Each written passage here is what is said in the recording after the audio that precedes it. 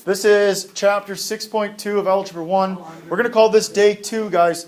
We're still going to do substitution, and I still want to have these steps up here. That's why we have them on here. We've already done all of these. Remember that you're going to solve one of the equations for one of the variables.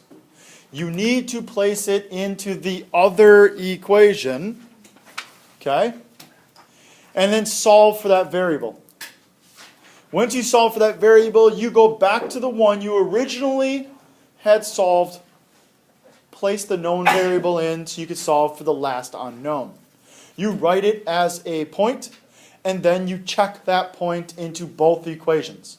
That is a proper technique, but it should work, and it should always check itself out very nicely. So make sure that we are doing those steps. Today, yesterday, I stopped at a point where we learned how to find the answer using the process. Today, we are going to pick up doing the exact same process, but there's going to be those 3 cases total. We only did the one case. We did the one case where there is one solution. We did not even talk about infinite many and a no solution. So here's the next system. I'm telling you guys, this is a no solution problem. I want you guys to use those skills from yesterday. Try this one and see the little nuance. Is it nuance? That is there. That makes this one have no solution while the others had a solution. So I'm going to give you guys time to work on that on your own. Go. Okay. Using the exact same thing we talked about yesterday, step number 1 says solve one of those equations for a variable. Do we have it actually? Yeah, we have it right here. It's already solved for y. So therefore, we're going to take this y and place it into the other equation. If you don't place it into the other equation, it's not going to be very helpful. It's going to end up being the situation that you'll be like, oh, it's always true. Well, that's because you're putting something into itself. Of course it's going to make sense. So, 2x minus, because there's a minus there for that y, I'm going to place the 2x minus 3. But I'll finish this off here first and change the colors. So now it becomes 2x minus 3 inside. You guys see that? What do I have to do with that negative?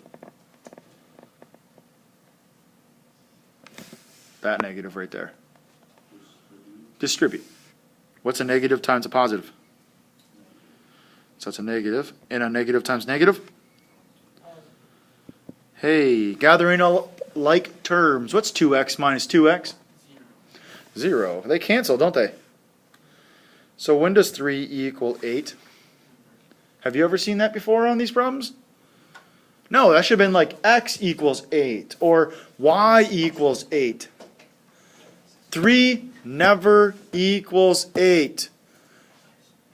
Underneath example 3 there, it says this problem demonstrates what?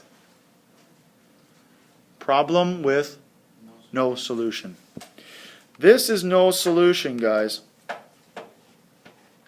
Anytime you get 2 numbers that do not jive, 0 equals 3, 3 equals 8, 10 equals 9, 7 equals negative 4. If you get that situation, it doesn't work. There's no solution. Means that the lines are parallel to each other and never touch. That's cool. There's nothing more to check. You did it. You're done. You're kind of happy when that situation happens because everything goes away pretty quickly, right? The last example is infinite many solutions. So again, I want you right now to take a look at this one. Using substitution, tell me where the differences come from having a solution, having no solution, to now this one is an infinite many solutions. That means there's a whole bunch of solutions that work. A never-ending supply. I'll give you guys a hint. You have to solve for x or y in one of those equations. And it will not look pretty. As in, you will end up using some fractions. And that's okay. So I'll give you guys some time to try that on your own.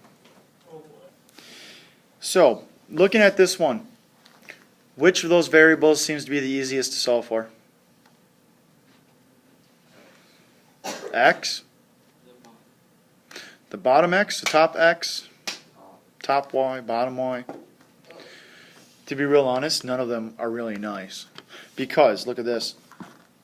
If I want to solve for this particular x, I could add 3y to both sides, right? You got to get the thing by itself. But either way I go, I'm going to have to divide by 4 to get x by itself. Would you guys agree with this? We talked about this yesterday. But 3 is not divisible by 4. Either is 1. So you're like, okay, maybe I'll solve for y instead. That means I have to divide everything by a 3, or a negative 3 if you want. But is 4 divisible by 3? I mean, it is, but it's not nice. 1 divided by 3? Still not nice. Same thing down here. If I want to solve for y here, I got to divide everything by 6. Well, 8 and 2 are not nice. If I divide everything by 8, I have to divide 6 and a 2 by 8. Again, not nice, right? So, to me, I'm always going to go with the smallest numbers and go that way. So, I think the first equation is our best option. Who has an idea on which one you want to solve for? X or y? The y? Okay. So if I want to solve for this y, I got to get rid of 4x. So I'm going to subtract 4x from both sides. Negative 3y is equal to 1 minus 4x. Would you guys agree with that? Now this is where things get interesting. To get that y by itself, you need to divide both sides by a negative 3. When I divide both sides by negative 3, in essence, I am dividing everything by negative 3. So I can go here and divide this by negative 3. I can divide this by negative 3. Isn't it a negative 4 divided by negative 3? What does that actually become? Negative divided by negative. It's a positive.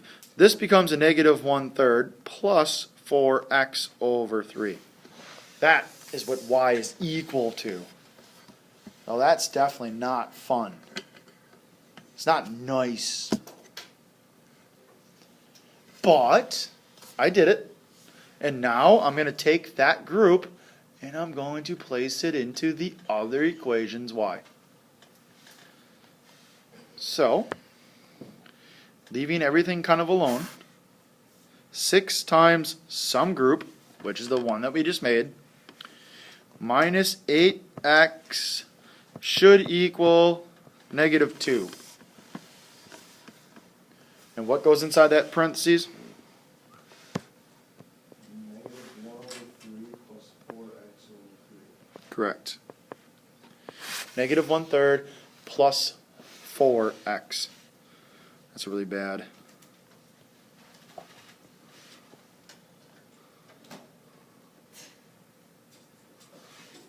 See if that helps out a little bit on the screen. Not much, but okay. But now I have a 6 outside of a parentheses. What should I do with that 6? Distribute. A positive times negative. And 6 times 1/3. Or 6 divided by 3 is a negative 2. Okay, that turned out nice. What is 6 times 4x plus 3? The 6 can be divided by 3, which makes 2. And 2 times 4x is 4. 6. No, you can do 6 times 4 if you want. 6 times 4 is 24, and then divide that by 3. What's 24 divided by 3? I don't know, something 8, 8x. 7, And then minus 8x equals negative 2. Gathering like terms, what happens to the x's? the, So you're left with negative 2 equaling negative 2. When is negative 2 equal negative 2? Always. So guess what? Infinite many solutions. Infinite many solutions. When it's true, there's infinite many solutions. So if it says 0 equals 0, 5 equals 5, 10 equals 10, 12 equals 12, negative 8 equals negative 8. Infinite many solutions. If it doesn't work out to be the same, no solution. When it works out to be the same, infinite many. If you get x equals 5, plug it back in to solve for y, or vice versa. So, day 2, page 351, 14 through 16, 19 and 22. These are only ones that'll come up as no solution or infinite many. I did not give any problems like yesterday. Okay. If we need more, there's obviously more problems in this book. Make sure you're doing a little bit of everything. Have a great day.